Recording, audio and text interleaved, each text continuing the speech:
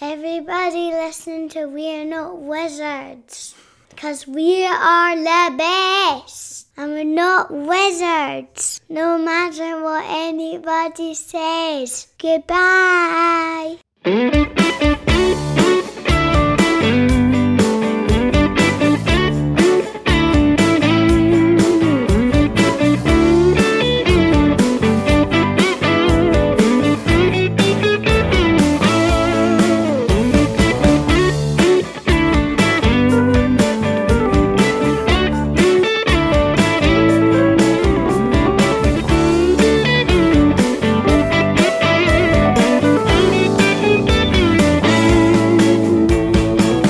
Hello and welcome to another episode of We're Not Wizards. My name's Richard. I'll be your host for 2019. It doesn't sound as a change from 2018. Well, yeah, it's obviously we're a year on now. Joining me, he's not even getting an introduction because he doesn't need an introduction. Some people would say he doesn't warrant an introduction because he's been on so long. He's put, do you know what I mean? He put the Ed into don't know, and he put the Jowett into something else I don't know. He's the one and only. He's not only the repeat offender, he's now working at your local supermarket trying to build up his CV. It is the one and only Mr. Ed Jowett. Hello, sir. Hello. Thank you for having me back again. It's always a pleasure. The first thing. Well, it's more like you can't get rid of me, isn't it? It's kind of like athlete's foot. Is that I get into a really, really good routine where I'm drying my feet properly off, and then I'm putting a little bit of talc on to make sure they are dry, and then about five or 6 months later, I then think I'm okay with stopping that routine, and the first day that I stop it, guess what turned up? It's the Ed Jow foot. Oh, come on. So there we go.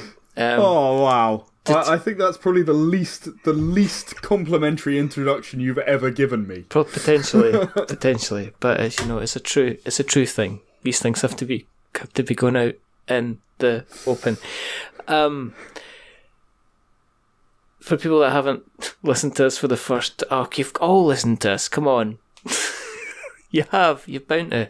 There's like about 200 odd episodes out there. If you've not listened to us by now, I don't know what else. I don't know what we're doing wrong, really. But in case you haven't listened to us before. Actually, you say that, yeah. But I'm going to take a moment to plug another podcast on your podcast, because I can. Okay. I was on a podcast with a lovely couple of people called On the Shoulders of Dwarves. All right, okay. And they'd actually never heard of you. In fairness, they live in Israel. All right, okay. And they happen to be fans of Era Lyres, so, existing fans of Era Lyres who already had the book and were very interested in Definitive. So, I went on the show to sort of talk about that. But I actually told them about you, and they sort of looked you up while we were on the podcast and said, oh, wow, that's, he's done a lot of episodes, he's really big. And I said, yeah, and I've had the honour on being about a quarter of them. Oh, dear. Right, okay, so anyway, as I was saying... The reason that we do this... The point is that there are people out there who have not heard there you go. Podcast. Okay, well, the reason that we do this is because there's quite simply not enough podcasts with us in it. Talking about board games, me and Ed sitting around having a chat about the old tabletop. And the second reason that we do this is because you can give me an L, give me a Y, give me an R, give me an E, give me an S. What does it spell? I think it spells the first game I ever spoke to you about. Potentially. Though, I think it does. I would have to go back and check, but I think the first time I spoke to you was about Era Lyres. I don't know if it was, because we get confused about this all the time, because you do too many Kickstarters. We do, so this is part... There's no such thing as too many Kickstarters, but we do get confused about it all the time because I've been on so often. You have. So this is... you're taking part in the Make 100 series of Kickstarter, right. Which is, to give a bit of background for people that don't know what that is, every year Kickstarter encouraged people to make 100. Basically make 100 of something, which is the option for them to create 100 things usually by hand. A Usually lot of people unusual. I know do bowls, or Yeah. you know, like there was one person last year who did badges. Yeah. I did a Make 100 last year. Alright. I definitely remember what it is, and I'm not looking it up and stalling in order It's so I can okay. look it up and We can remind put some myself. hold music in. Dun, dun, dun, dun, dun, dun, dun, dun, dun, Oh yes, of course. dun. It was Tales of the Empowered, which gave 100 people the opportunity to create a character, which we then wrote a story about, which went into a book, which was produced along with the Era of the Empowered core rulebook, and gave our superhero universe more diversity by allowing literally anyone to create literally anything. So that was what I did for Make 100 last year. I made 100 superhero stories. And this year, you're producing the definitive edition of Era Lyres, That is correct. which is a critically acclaimed Ripiga, along with some amazing, unique rewards. It's got 11 days to go at time of recording. And you had a target of 500 quid, and you've got almost 2.5. Yes. That's not That bad. is... Yeah, well, it's not bad. It's not bad. And especially with Era Lyres, because Era Lyres is actually an unusual game. I believe I've spoken to you before about games which are sort of the obvious, the thing that people expect to see from a role-playing game, and how they compare to games which are perhaps a little bit off the beaten track. Era the Consortium is a little bit off the beaten track in its own way, but if you look at kind of the modern storyline, it's a sci-fi game that most people can understand the tropes that are around it. And yeah, there's some great detail in there, but the gameplay is sort of your standard role-playing game gameplay, right? You're going to be a character, you're going to go out, you're going to do things, you're going to come back, you're going to get equipment, all of the standard things you'd expect to see in a role-playing game. Era Lyres is not that. And It's not that thing. it's not. It's not. And I think that's one of the things that makes it really interesting, because rather than, the GM sort of taking you through an adventure, the players are bards or rogues or people of similar moral standing. And they don't want to be adventurers because it's dangerous. They might lose a limb. And, they'll have to sleep on the ground and stuff. Who would want that? So, no. Adventuring, not for you. No, sounds like a bad idea. No, what you want is you want the golden glory of adventuring with none of the muss or fuss. Right? So what you do is you go out to the blacksmith. You spend your life savings on a sword and some armour. Perhaps a bow if you happen to be an archer.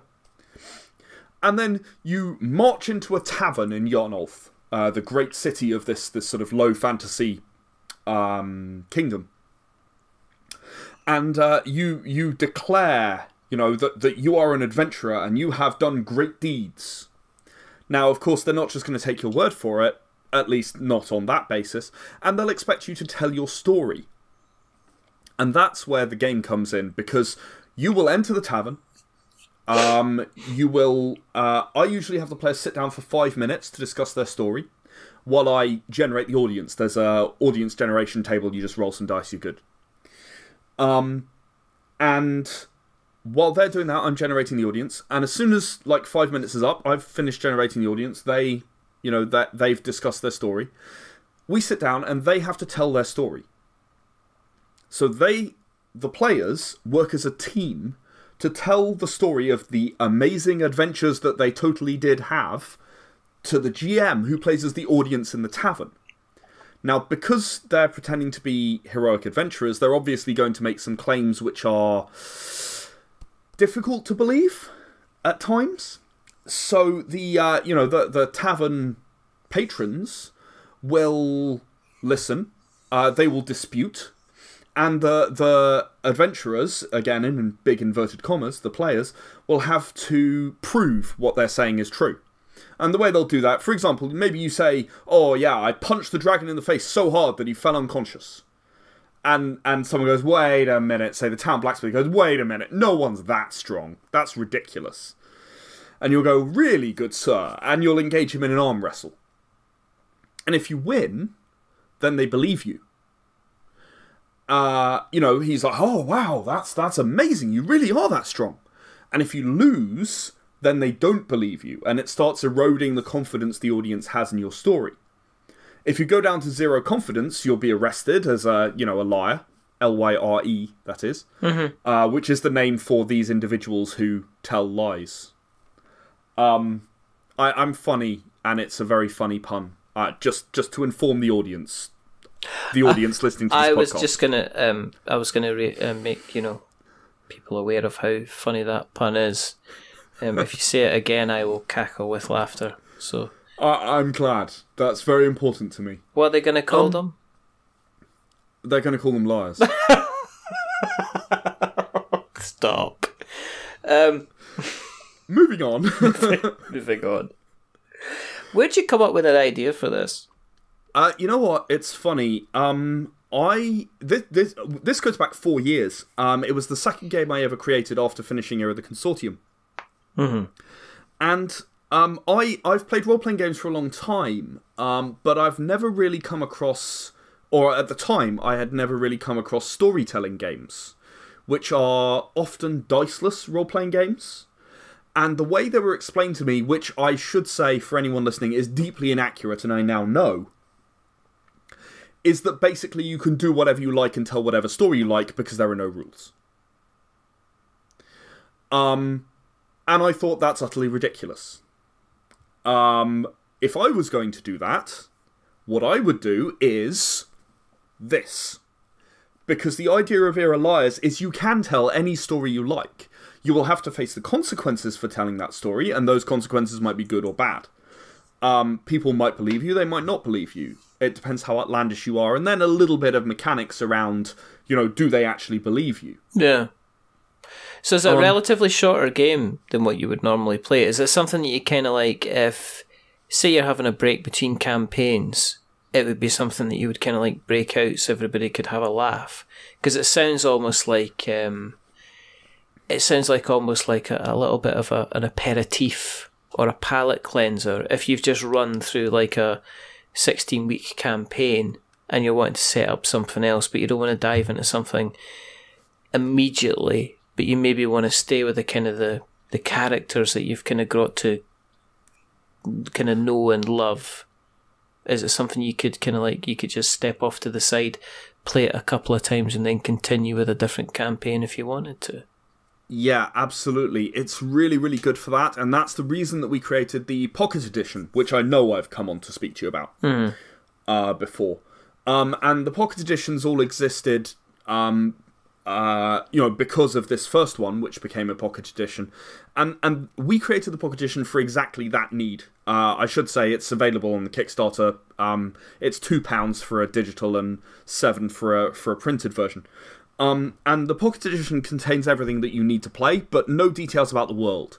So it's exactly for those kinds of people, the kinds of people who want to tell a story in their own universe, or maybe they've been playing D&D or whatever, and they want to tell the story in their own universe and sort of have that, as you say, the palate cleanser. But Era Lyres has a large and rich world.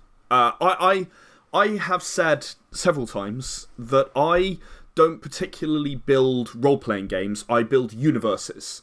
And role-playing games are a great way to introduce people to those universes. And that's why I create role-playing games, because I like to show people these universes that I've built. Mm-hmm, mm-hmm. Era Lyres is no exception, and it was my first crack at a fantasy universe. So I'm sure you can imagine it's got a lot of very sort of well thought out details that really come from a lifetime of enjoying role-playing games. And the definitive edition is really about celebrating that universe and giving that universe the chance to shine. We're offering the Pocket Edition for the reasons that I mentioned earlier, but the Definitive Edition is the real new thing in this Kickstarter. And so what's different about the definitive? What's different about the Definitive Edition? So I mentioned the Pocket Edition, how it has sort of a very limited amount of story in it. It's really got the character creation, the rules, and kind of the basic setting for, here's how you tell stories. And what the GM needs, so the rules and the GM advice. The Definitive Edition has all of the information about the world. It has the stories, the short stories that we are quite well known now within our games for writing. It has, they give you examples of what stories might sound like, or examples of how those stories might affect the universe or the kingdom at large, if you like. Mm-hmm. There's at least one story where someone comes back to his wife and explains how he's given all of their life savings to a bunch of people who say they're going to get 10-1 for it, because they know where the dragon's hoard is.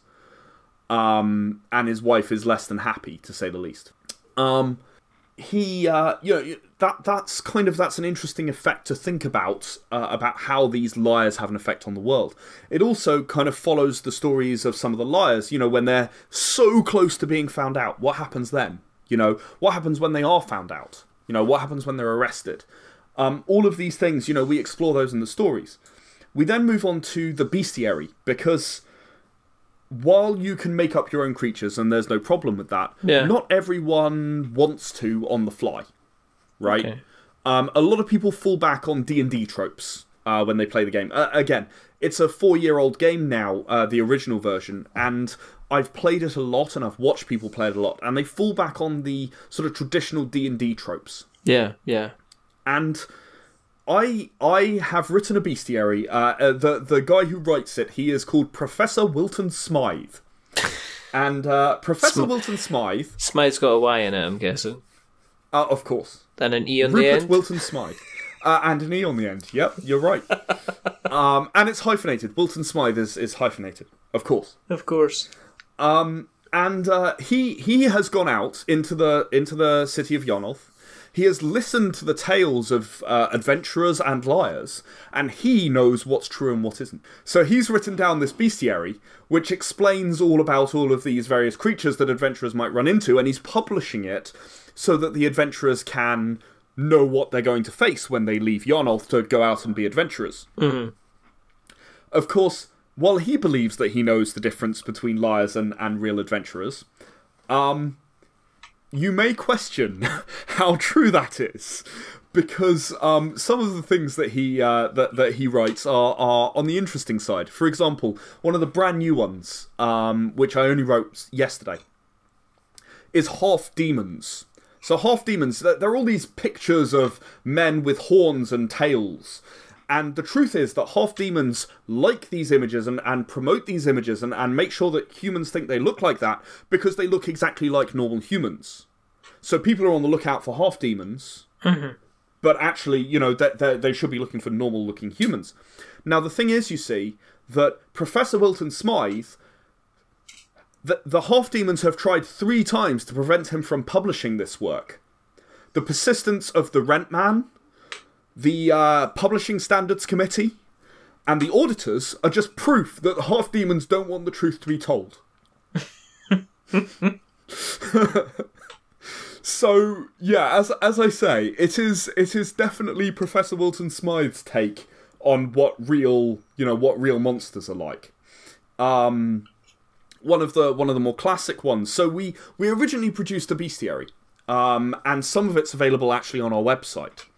But I've added new entries such as the half demons. No one's actually heard about that yet. That's exclusive to you so far. Oh, there you go. Thank you very much. We're not wizards. We're half demons.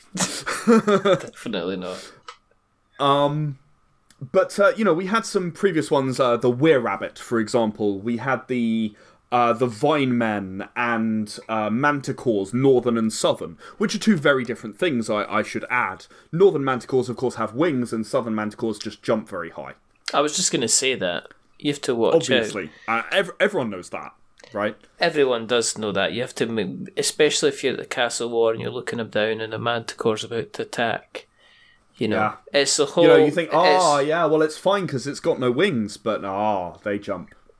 It's the whole African and European swallow thing all over again, Ed. Yeah, it and is. coconuts. It is. I mean, this is what it all revolves around. Is kind of like that type of thing. So, in terms of, I mean, is the core around? Is it just all about? It sounds like there's like quite a big world involved, but is the core about it just sitting around and kind of telling tales, having a laugh? Yeah, having like that kind of a is lot the of core fun. of the game. The core of the game is telling these stories, and that's really what it's all about. But you know, having this extra world background, as I said, it gives you a chance to subvert the tropes. It gives you some suggestions that are maybe a little bit off the beaten track. Yeah. It also there are also locations. There's a sort of a mini book that I published only digitally called The Traveller's Guide to Yarnolf, again written by Professor Wilton Smythe. And he explains, for example, that the customs of Ardeon Bridge, one of the nearby towns, dictates that if you are pickpocketed, it is the height of rudeness to point out that you were pickpocketed, so you must not. This is what he's heard, because Professor Wilton Smythe has never left the city of Yarnolf. But this is what he's heard. So it must be true then, because he's heard So it it from must a be couple true. of valuable different resources, so it's definitely Indeed, true. absolutely. And it gives you all of this sort of this rich background that you can, you know, it gives you something that means you don't have to be playing off D&D tropes all the time. So all of that is all in the definitive. Then probably the most important thing of all, in my opinion, I am writing several pages of GM advice on how to run this game based on the 4 years of experience that I've had running it. When I originally wrote the rulebook and the Pocket Edition, you know, the Pocket Edition really didn't have very many changes from the original rulebook. When I originally wrote the rulebook, obviously it was a brand new game and I'd playtested it, but I'd not had the opportunity to play sort of tens of games as I have over the last several years. Yeah. So I've learned a lot about how it can work. I've learned a lot about what more you want or need. In terms of audience generation, I'm upgrading the options, you know, so it doesn't feel quite so samey if you have multiple audience being generated. You know, I am adding sort of all of the ways in which you can make sure that all of the players get a chance to tell the story. You know, the techniques that I've come up with in order to make that work. I have, you know, added stuff about how you quickly figure out what rewards they're going to get, and some things that I made up more recently about the level of engagement that each individual patron in the bar has, you know, in the tavern actually has. And all of these things are derived from all of that experience running the game, and I think that they are one of the most valuable possible resources for a GM. Is there ability for them? Is there ability for them to kind of like have like scuffle mechanics and things like that? Make it a bit more kind of.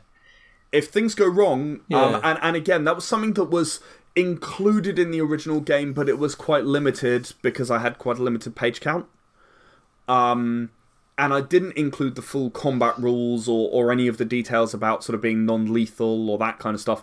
I just included the flowcharts for Era Lyres and the combat.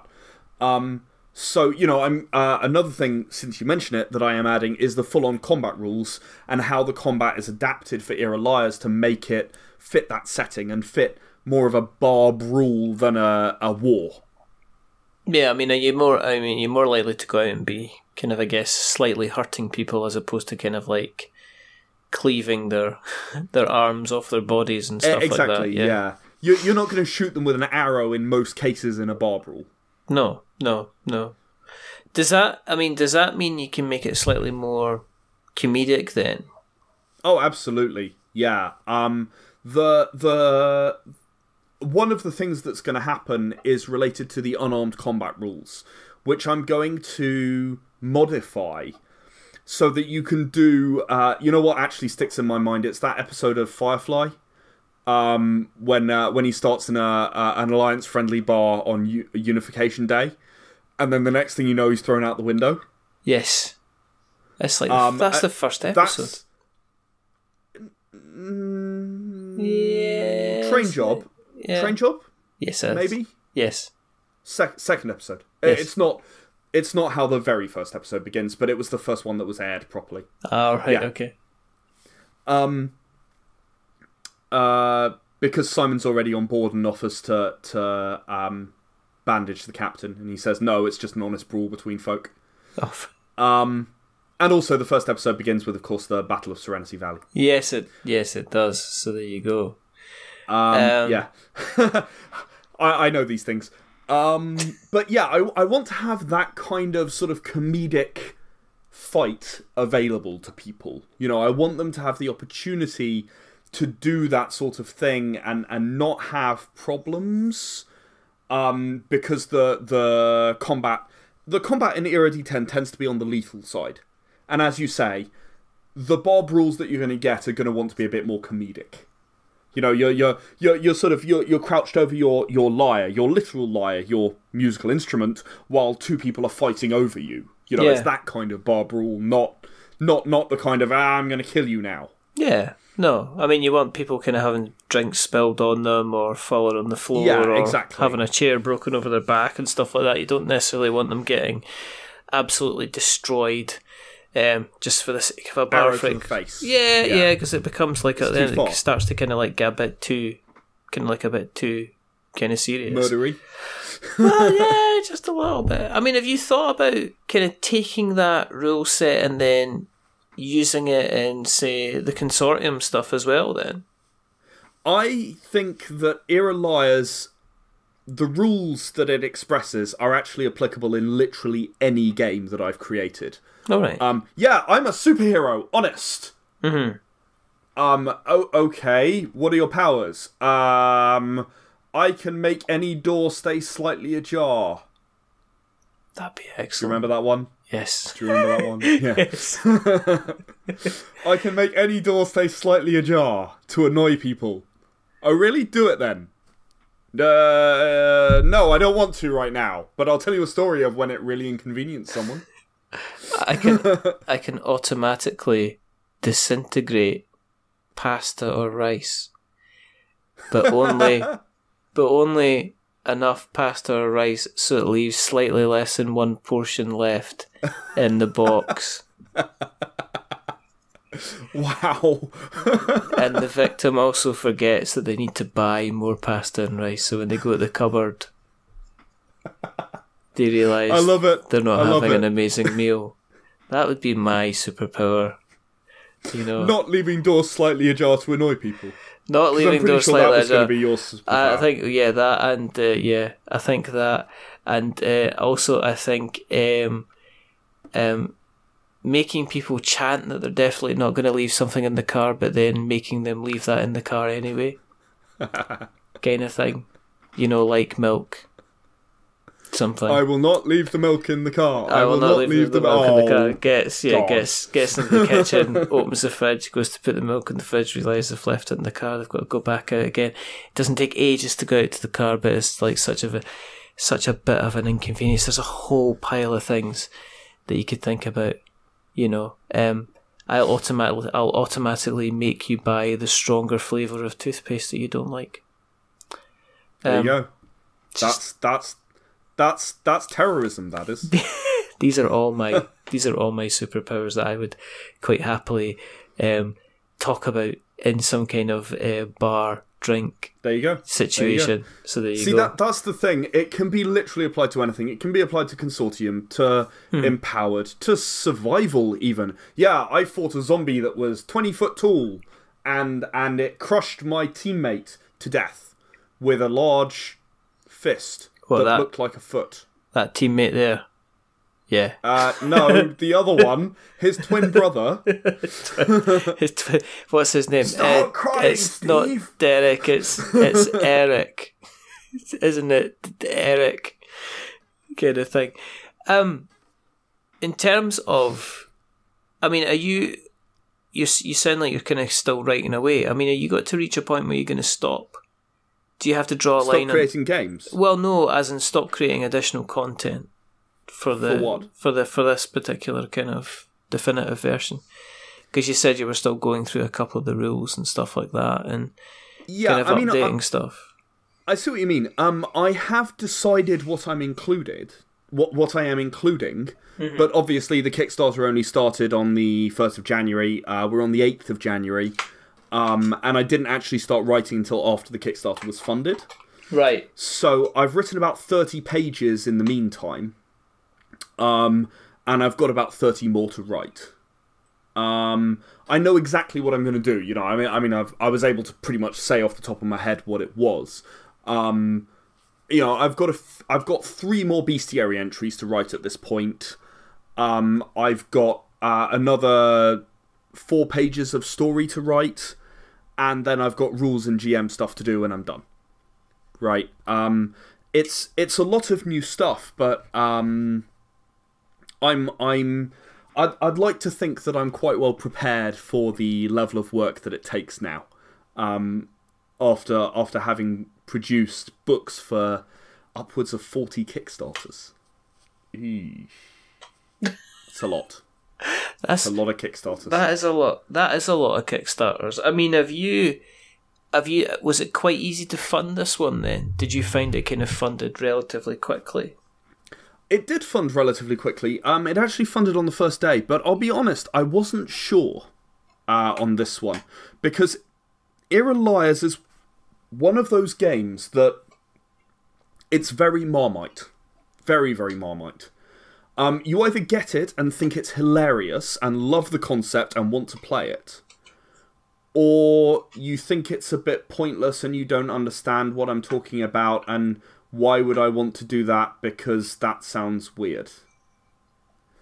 And yeah, on the other side of it, I mean, you write a lot of role-playing stuff yourself. As I say, one of the things you sometimes need is like an aperitif, something to cleanse the palate.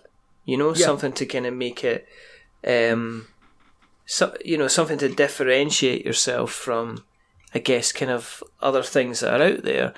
And I guess some people don't want to rock up with a board game, but they just want to play something which is still kind of... I know a lot of people that just, you would never ever get them in front of a set of cardboard, but they'll roleplay kind of forever if you let them, Not only that, I actually know one person who bought the game and wants to get their group to play it because one of their players, they feel, he's the GM, and one of their players is a little weak on improvisation.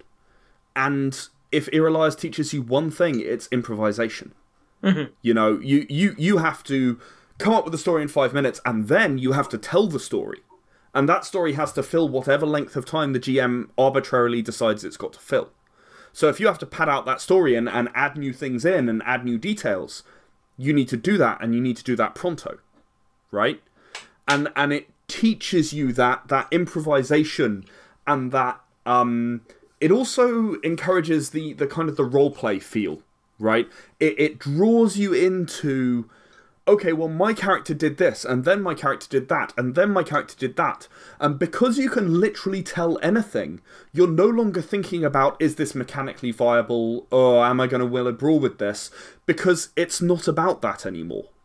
It becomes about telling the story instead. Would you think about moving this away from the kind of the role-playing-y type thing and making it like a kind of a card game type or something like that? I have considered it. There are a lot of card games out there that are about storytelling. Mm-hmm. I am sort of in the research phase, is what I would say. I'm trying to figure out what I could do that would make this truly different. The thing that makes it different to role-playing games is the fact that, as I say, the players are telling the story to the GM, and the story is the centre of everything. It's not about the dice rolls anymore, it's about what story you can tell. Yes, there are dice rolls, that is what makes it a role-playing game. Sort of a more I wouldn't say traditional, but a more conventional role-playing game than perhaps you can literally tell any story. Baron Munchausen would be an example of literally being able to tell any story. Yeah. And the mechanics will hold you up on that in Era Lyres, and they're designed to do so. But how you would make that happen with a card game, I do have some ideas, but I've not yet sort of fixed on how it'll be different enough from other things. I wouldn't want to put something out there that's just a clone of everything else. You know, I don't think that's a valuable use of anyone's time, mine or anyone else playing it. So I'm very determined to make sure that if I do that, and I am strongly considering it, it's unique and interesting in its own way. And you've been working on, obviously you've done the card games before. Yeah. So have you considered kind of moving into the tabletop side of things to kind of expand the kind of portfolio that you offer? Because you've branched out into a lot of different genres with regards to the role playing games. You've had your you've got your card games now as well. You know, as you continue to gain more and more experience with Kckstarter, is that a route you would kind of consider, or are you quite happy with the way that things are progressing at the moment? That's a really good question. The answer is, I'm going to refer back to something I said a little earlier, which is that I create universes, and what I want to do is introduce people to those universes that I've created. Now, that might mean that the right way is a role-playing game. It also might mean the right way is a comic. As you know, I've produced a number of comics as well. Yeah. So the right way might be a comic. The right way might be a card game, as in the case of Champion of Earth and Evil Overlord, because they would never have worked as role-playing games, not really. You know, the universes that I create and the concepts that I come up with develop as time passes, and will undoubtedly branch out to include more genres as I feel that it's more viable to do so. Era Survival is a really good example of that. I'm not sure if I spoke about Life on Gaia, the audiobook of Era Survival. I think I probably did, but I don't remember. You've mentioned it a little bit, that you've kind of briefly touched on it, but not kind of gone into a lot of detail about it. Yeah, I know I know the last time we spoke, you were actually kind of getting people involved in kind of reading parts and producing the audio stuff. That was not for that, actually. That was for something else, which is an upcoming audio drama. So what I tend to do is I tend to look at something and go, what can I do with this? And particularly when new people join my team, I look at them and go, okay, what are your skills, what are your interests, and what can we do with that? And Leo Kosh, who is the reader for the Era Survival, the Life on Gaia audiobook, has always been interested in voice acting. He's also got experience with audio production. So we said, okay, let's do Life on Gaia, let's do an audiobook. When another person joined my team, Heike Pravitsa, who has also worked with me on another project, actually, and one I'm going to be mentioning shortly on the subject of Lyres. When she joined the team, I looked at her skills and I said, okay, well, you're a voice actor. That sort of gives us two people who are confident voice actors. And then there's me, who can probably say some words into a microphone. Yeah, I've done it enough times on interviews and things. Mostly with We're Not Wizards, but a couple of other things as well. Why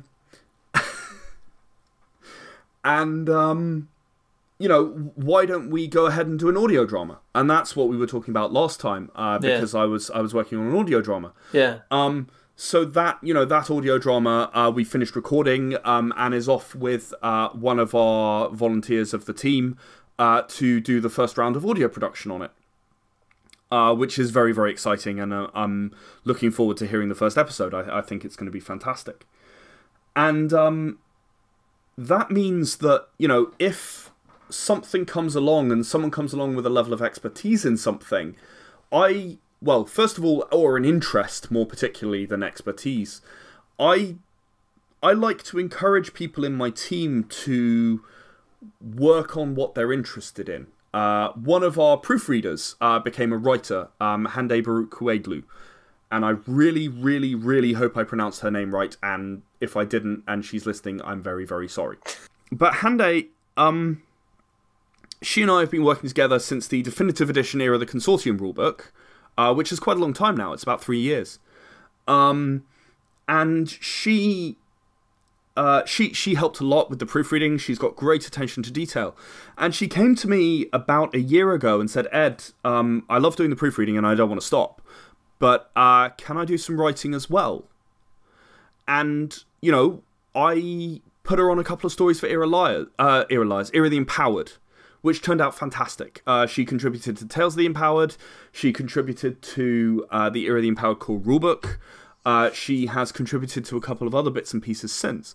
And I'm over the moon. I'm so glad to be able to offer her that opportunity to be a writer, if that's what she wants to do. And that's why we produce comics. That's why we're doing audio stuff. Members of the team want to do it. And they're willing to put the time and effort in and, work with me to help me understand what it is that we need to produce in order to create something that's good. That's viable, that's high quality. Because at the end of the day, we produce material that I am proud of every time. And I think that is one of the most important things about what we do. I do not want to put a product on my sales table or on my website that I am not proud of. And so far, I've never had to. Where are you with fulfillment with the other projects? Because you run a lot of Kickstarter campaigns. You're one of the most prolific, I guess, kind of campaign creators. Games creators. In terms of games Kickstarters, actually, there's an open question with Kickstarter at the moment about whether I am actually the number one. All right. So someone asked because they were curious, and I'm waiting to hear back. Where am I in terms of fulfillment? For the most part, I'm up to date. There are a few outstanding things. So, Battlecruiser Alamo, which I believe we spoke about a little while back. We did, yeah. I have just received the proofs and signed them off, and I'm expecting the physical copies to be delivered in a few weeks.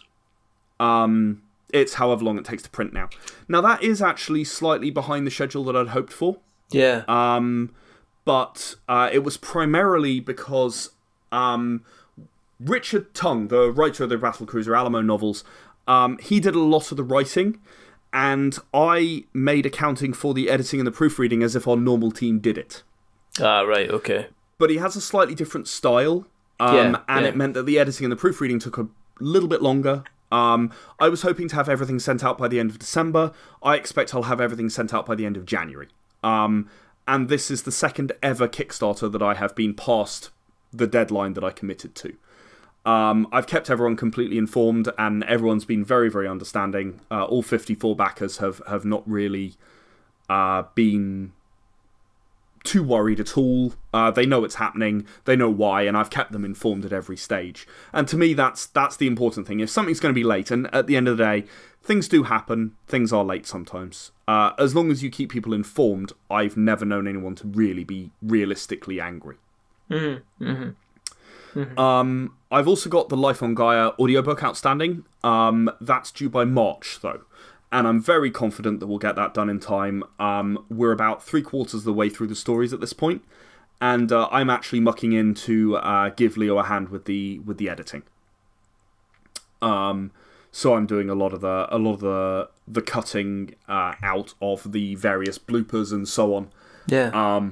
There are a lot of bloopers. There are a lot of great bloopers in that one. Are you going to do a blooper reel? We are going to do a blooper reel. It's going to be available to the Kickstarter backers who got the memory card, and I may make it available later. I need to make a decision on that. Yeah, okay. It's unfortunately decidedly not safe for work. I am actually unsure. I'm assuming We're Not Wizards is supposed to be safe for work, so I can't really repeat the one that's on my mind at the moment. But let's just say that it involved a mispronunciation of the word throng of undead. All right, okay. Which sort of then led to a discussion about what that might actually be like. That would probably green and slightly damp. I don't want to go anymore. I imagine it wouldn't be very pleasant. Let's just put it that way. Just it'd be cheese. But yeah, that one is still outstanding. But I'm very, very confident we'll finish it by March at this stage. Okay. There's also Era the Chosen, which is going to be finished by May. Obviously, I am writing Era Lyres at the moment, but that's really because Era Lyres is the thing that's on my mind. Era the Chosen, all of the artwork's done, all of the writing is done, it just needs editing. If I take a month over that, I will be flabbergasted. So what I'm going to do is I'm going to hit that up after Era Lyres is after the definitive edition's sorted out, because I'm sort of on a roll with it, with Lyres just at the minute. And I've got Era Survival Colony, which is the card game, which I came and spoke to you about just recently. Era Survival Colony, it's done, all of the printing is underway in China, and I am literally completely blocked until such a time as they actually send over the cards complete. All right, okay. So I am literally waiting on the printing production, and then it's a case of dropping them in envelopes and writing names on them. I've committed to deliver it by May 2019, and I'm supposed to have them by the end of January. So I see absolutely no reason why I wouldn't be able to achieve that either. Should be fine. So yeah, it's those 5 things that are outstanding, including Era Lyres, of course, as well, because I'm counting that as outstanding. But I'm extremely confident with 2 of them in kind of printing, with one of them 3/4 of the way through production and sort of 3 months to go. And with Era the Chosen being the only really larger outstanding thing, I'm very, very confident I can deliver these no problem. Have you got a plan for the rest of the year then? I mean, have you planned out kind of what you're going to be doing? I mean, you don't have to go into detail, but how many other campaigns are you considering launching for the whole of this year? Does that include the comics campaigns? Yes, which everything. Run on different accounts? Just hit me up with everything. I would say in the region of 20. So, beginning of next month, February the 1st, I'll be launching a participation in Kickstarter's Zine Quest. I don't know if you've heard of that one. No. Kickstarter is supporting zines. So they're saying, okay, go out and create a zine. Mm-hmm. And we will, and we will sort of have a section for the zines, like they do for Make 100. But they'd like to see RPG zines, and this really is the brainchild of the head of games on Kickstarter, Luke Crane. Yeah. And it's his brainchild. He's actually a role-playing game producer. He actually produced... now, I don't want to get it wrong. I think it's The Burning Wheel. Right. I think he's the creator of that one. This is his brainchild. He wants to see more zines. So he created this zine quest idea, and it's sort of the big marketing push for Kickstarter. Oh yeah, do this. And I'm contributing the Era Zone, which again is a lovely, lovely twist on the zine thing, because I'm hilarious. I need to keep reminding people that I'm hilarious because I'm writing a comedy game, Era Lyres. Have you thought about a t-shirt? Just saying I'm hilarious? Just to say, I'm not sure if you're aware, but I am very funny. That's a very good idea. Maybe I'll get that printed on my next convention t-shirt. I think that would be a good idea. Yeah, I think that's probably wise. Are you writing that down, though? It's no, about it the down. games. But Ed, are you writing that idea down? I won't need to, because I'm going to listen back to this. I don't hear you writing that idea. That I don't believe you're going to listen back to this. I don't know if you know, but I'm hilarious. I'm the funniest man in my chair. Fair enough. You've got that. So, yeah, Anyway, we're producing the Era Zone, and the Era Zone is going to offer something for every single one of our Era games: Consortium, Lyres, Empowered, Survival, Silence, Hitman, Balam, the lot.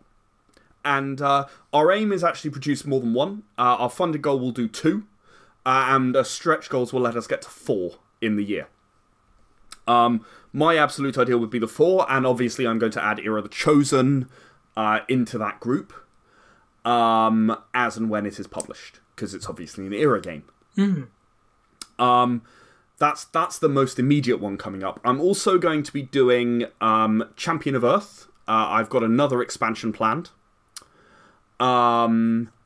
It's Dinosaurs, so human dinosaur hybrids. I think I might have spoken to you about this before. Because it was a potential stretch goal for the robots, but we didn't reach that stretch goal. Yeah. So I'm doing the Dinosaurs expansion. Okay.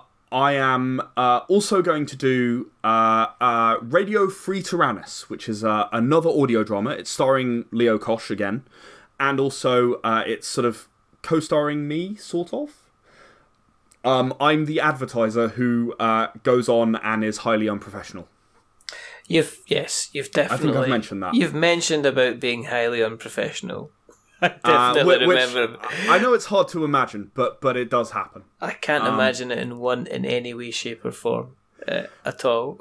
And we also have an extremely exciting guest star who I'm going to be able to announce in March. But I am phenomenally excited. I literally cannot express. We've done all the recording with this individual. And, everything's paid and so on, but we're not announcing it until we're a little closer to the launch. But this guest star I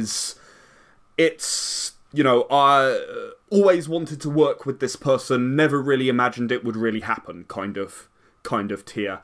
And it's absolutely brilliant. So I am sure I will come back and talk to you about it at some point. Keep an eye out. But most importantly of all, at the end of February, it is actually the 5th anniversary of Era the Consortium. You're having a 5 party. years. You're having a party.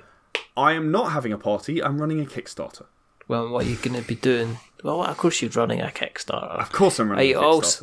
Are you also having a party? I don't know. I don't know if my wife's planning a surprise party, or possibly Fred and Leo and all the guys who are out here in London. I don't know. If they're listening...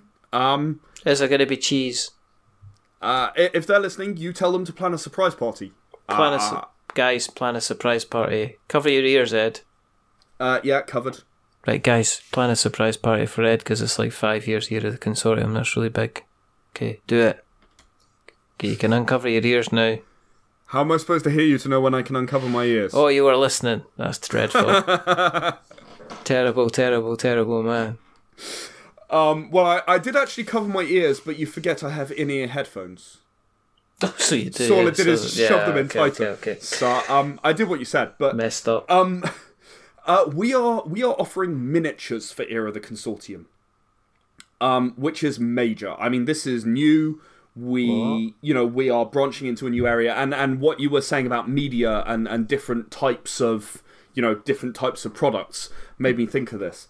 And we are offering miniatures for Era the Consortium. They are Stiletto Unit and some assorted sort of Smertios mooks. Smertios Security are the army and the police in the Consortium universe.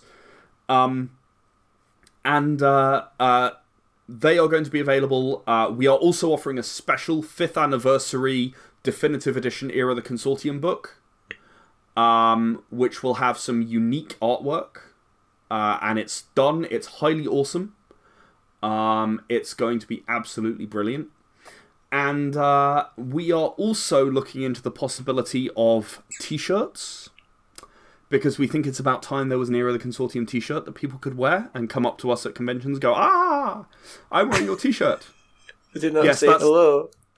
If you see Ed at a convention, don't say hello, just walk up with your t-shirt and go, and he'll treat that as kind of like a hello, basically. So remember that, and also remember his party. You realise you doing miniatures on Kickstarter, you're going to get 110 £75,000 in funding. I'd like that. That would be nice. You just put miniatures. It's like, so how'd you play it as an RPG connected to what's this Era Consortium? Then it's got miniatures in it. Oh, take my money. Yeah, I mean the miniatures are phenomenal. I was so lucky, and I got to work with a gentleman named Heriberto Martinez. Really nice guy, really nice. I've been struggling for a lot of years to get the miniatures right, and he came in, he took one look, he said, dump this, dump that, shift this, make that work, this'll print fine, no problems, go. And I have worked with a wonderful individual in the UK who's now actually shut down his company right before I'm going to production. He's actually shut down his company, but Hysterical Games it was called.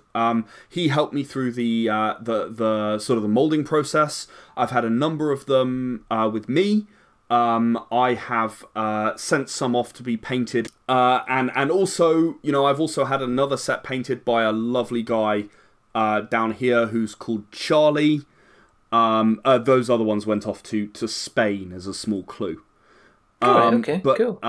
But Charles Stuart Morris, Charlie, he painted my miniatures. He did a fantastic job.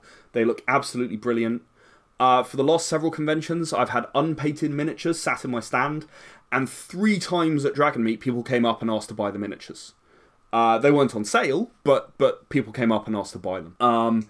So we have some absolutely awesome miniatures. They really are good looking. You can actually hop on our Discord or on our Facebook group, or even on our website if you'd like to see some images of them, because we've actually spread some sort of CGI images of the miniatures.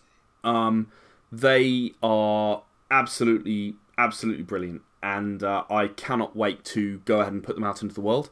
For those who are worrying, listening to the fact that I was working with Hysterical Games and they've actually closed, I was able to get hold of another individual. I'll leave him nameless for the time being, but he's actually the individual who taught the guys at Hysterical Games how to cast. So I'm in very good hands, and he is enthusiastically looking over the molds tomorrow. So I'll know a lot more about what it's going to cost per miniature and so on, and what he's gonna need in order to produce another set. Because molds are fascinating and completely different to everything else I've ever done. Yeah. You only get a certain number of miniatures out of every mold, and then you have to make a new mold, which has its own cost linked to it, and so on. So, it's exciting, it's new, and it's Era the Consortium miniatures. I mean, it's phenomenal to see these characters who I first saw. It's the first 8 characters that I saw in Era the Consortium, because the first image that I commissioned was what is now the front cover of the core rulebook. And that's really cool. I am able to see those miniatures, those characters as miniatures come to life. And if we reach stretch goals, I will be adding new miniatures. And the first one I'm going to add is the first character that I played in Era the Consortium. Because I didn't play any of those 8, I was the GM. So it'll be the first character that I played as the first sort of significant miniature stretch goal. And I'm very much looking forward to reaching that one, because obviously I want to. Yeah, no, it's an exciting time. And in terms of comics, we've got a Make 100 comic out now for Era the Consortium. Yeah. It's called Mobilization, the Bug War number 3. It's the 3rd in our Bug War series, which I know I've spoken about the Bug War before. It's all about the beginning of the war between the humans and the Eulutians against the Zimians. Who later joined the Consortium and become a playable race, but the initial first contact went very badly. And the Bug War number 3 is about the first battle where Consortium ships faced off against the Zimian fleets. And it's about one particular ship, and this ship was the linchpin of the entire strategy. And the first officer is left with a cowardly captain who would rather retreat. And he is faced with a choice about what to do. And I don't want to spoil you, but it's one of the best carried out comics we've ever written. Oh, that's cool. and it's all about the interaction between these two people and these people and the rest of the crew, and who the crew believes in and who the crew's going to follow, and it's all about, you know, that snap moment where the first officer has to make a decision. And I think it's one of the best comics we've ever written. It's available now. It's £2. No, not even $3. Not even £2. That's like about $1.75 or something. Yeah, it's something like that. Yeah. For the whole 24-page comic in digital format, it's a little more. I want to say it's $7 for the. $8. I'm sorry, for the physical version, which still is not a lot. I mean, it sounds like you've got plenty going on. Yeah, and I've talked before about the Era of the Empowered comics. Yes. We have a Blue Shift number 2 coming. We have a Violet number 2 coming. We have another Penumbra comic, which fits in with the Lacuna Blue Shift Violet. Blue Shift number 2, Violet number 2. For those people who are listening who are familiar with our comics, Lacuna is not getting a Lacuna number 2 because he's still recovering from his injuries at the end of the Lacuna comic. However, he will show up in what comes afterwards, which is, of course, the obligatory team-up comic, which is going to go in a slightly different direction to what I think most people might automatically expect. So we've got those. We've got another Era of the Consortium comic coming called Disarmed, which is about mech pilots. It's about a group of mech pilots. And we've also got another superhero who's going to enter the Empowered universe through comics, Fauna. And we've got... Yeah, we got several other things that I can't talk about. Those are the ones I can talk about for now. I've got another card game that's been in the works for a little while and is approaching completion. That one is based in the Era of the Consortium universe, so an Era of the Consortium card game is on the cards. Was that funny or was it bad? It was accidental. Go home, Ed, you're drunk. I don't know what to tell you. And I'm writing another audio drama with Heike Pravitsa, and that's going to be, again, based in the Consortium. Yeah, we have loads and loads of stuff on. It's a brilliant time to be doing all this stuff, and particularly, obviously, the miniatures. And we're very Consortium focused this year, with it being the 5th anniversary. I think that's kind of unsurprising, to be honest. But we're going to... There's a very good possibility. I've got to decide. I've not entirely decided. There's a very good possibility there's more expansions coming your way. That sounds pretty cool. Because I've got another set of expansions ready. So, how do we keep up with all of this? Where do we, how do we keep our finger on the pulse with all of this? How do we educate ourselves? Okay. To make sure we're not missing on anything coming out. Okay, no, I'll give you that one. That was kind of possible. I'm not going to say good. That was possible. That was passable. Yeah. So Facebook, we now have a brand new group. It is called the Official Era D10 Group. So before we did have a couple of groups for different games, but we're actually in the process of shutting those down. The Era of the Chosen group, of course, will stay open until Era of the Chosen is published. And then I'll recommend that the members migrate to the Official Era Games group, which is the group on Facebook. We have a Discord, and a lot of people, I'm really glad to see, a lot of people are hopping on Discord and asking questions about, what's this like in the universe, and how do you explain the fact that Empowered don't go around killing all the criminals, because if they're just in prison they'll be let go again, and how do you in the Consortium, how does this particular thing work, and what does this rule actually mean, and how do I interpret it in this situation? And that's really what it's for. It's for the community to come together and ask these questions. And at the moment I'm answering these questions, but my fond hope is that at some point, someone's going to ask a question at midnight UK time, and I'm going to be fast asleep, and someone else will go, oh, I know this, it's X. Yeah. And that's my fond hope. We're not quite there yet, that's one of those things that takes a while. But join us on Discord. I can give you the link at the end for Discord, so you can put it in the show notes. Yes. I am happy to talk Era anything at great length. We have, obviously, our website, www.shadesofvengeance.com. You can obviously check out our news posts or subscribe to our RSS feed there. You can follow us on Twitter, at shades_of_venge. Vengeance wouldn't fit, unfortunately, I'm sad to say. Those are the best ways of following us. You may find us popping up in other places, various sort of RPG forums. One of our members is quite active on Reddit. One of our team members is quite active on Reddit.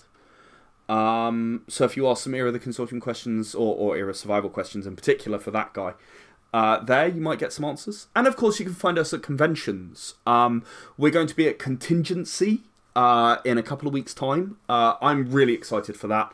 It's a really great convention, great environment, and we're going to be running a huge number of games. There's going to be opportunities to play every single Era game. So, and not just with me, there are other people there as well running Era games, which is, again, phenomenal. And we're running a multi-table event. So if you're listening and you're at Contingency on the Thursday, join us for the multi-table event, because it is unique for us. We've never done it before. And we're running anywhere, we can run anywhere from 6 people up to 18 people in 3 groups. And it's going to affect the future of the consortium. That sounds mega. So that's pretty exciting. That is pretty exciting. So obviously, what we'll do is we'll make sure we put all the links in the show notes, so we've got notes to show. Well, you do need to have notes to show, because otherwise you wouldn't be showing anything. Exactly. If you want to keep an eye on what we're up to, go to the Googles, search for We're Not Wizards. Thou shall find us in multiple places, like Facebook and on our website, and on Twitter, and on our blog, which is we'renotwizards.blogspot.com. Our website's we'renotwizards.com. Our Twitter's We're Not Wizards. Our Facebook's We're Not Wizards. You can find us on all. It must be nice to have something that fits. It's always very, very, very nice. You'll find us on all the podcast catchers, which is your Stitchers, your Speakers, your Acasts, your Castboxes, and also places like Spotify as well. If you have liked what you have listened to tonight, please tell someone else about it. Yes, please. Just tell someone else. Tell someone else about it. All of the stuff that we're doing. And join our Discord and talk to me and, participate in the general craziness that goes on around here. Absolutely. And if you like us even more, then consider jumping on to the Apple Podcasts and dropping us a subscription. If you like us even more than that, then consider giving us a rating or a review. If we say, as usual... I'm going to ruin it, as usual. You are going to ruin it, as usual. Don't give us 10 stars. Because... why not? Because... come on. We are wizards. Let's be honest here. No, People look at me and I say, look, I've run over 40 Kickstarters in 5 years. And they look at me and they say, you're a wizard. If I'm a wizard... Right. You're not a wizard. Ed, stop it, you're not a wizard. Ed, you're ruining it, right? Right. Don't give us 10 stars because it makes us big-headed. Don't give us 1 star because it makes us cry and I'm an ugly crier. And Ed's trying to make me cry and I don't like it. Give us something in the middle, like a 5, because it's average. And we're just a little bit... It's your turn to cover your ears, I'm afraid. Give him 10 stars, he's great. Don't give me 10 stars at all, because it doesn't work, because it ruins the joke, because you only get 5 stars on Apple Podcasts. As well you know it, Jowett. I know. And give us something like 5, because it's in the middle and we're average, and we're decidedly average, like Ed, who's really average. But he does good stuff. He does good stuff, so he's not totally average. But there's only a couple more things to do. The first thing is to remember that we are many things, but we're not wizards. Are we wizards, Ed? Think carefully. I am not a wizard. I think that you might possibly be a wizard secretly, because like the number of places that you managed to put this thing. I think you might possibly be a wizard, but potentially we'll see. Other than that, I'm not a wizard, not really. And the second thing to do is to say goodbye. So it's a goodbye from the rather wonderful, the rather fantastic Mr. Ed Jowett. He puts the Ed into education, and he puts the joy into Jowett. Oh, say goodbye, Ed. Goodbye. Thank you very much for listening. Thank you very much for having me, despite everything. Despite everything. And it's a goodbye from me. Remember, stay safe, roll6s.com. We're doing a Kickstarter, don't look at it. Basically. Have a look at it, because all it's really doing is making sure that that he stays on a sugar high. That's really the aim of the Kickstarter. Keep him on a sugar high as much as possible. I'm not giving anything back to society.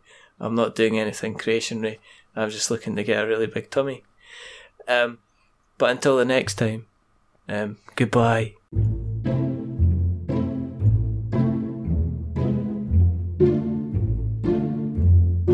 A wizard is never late.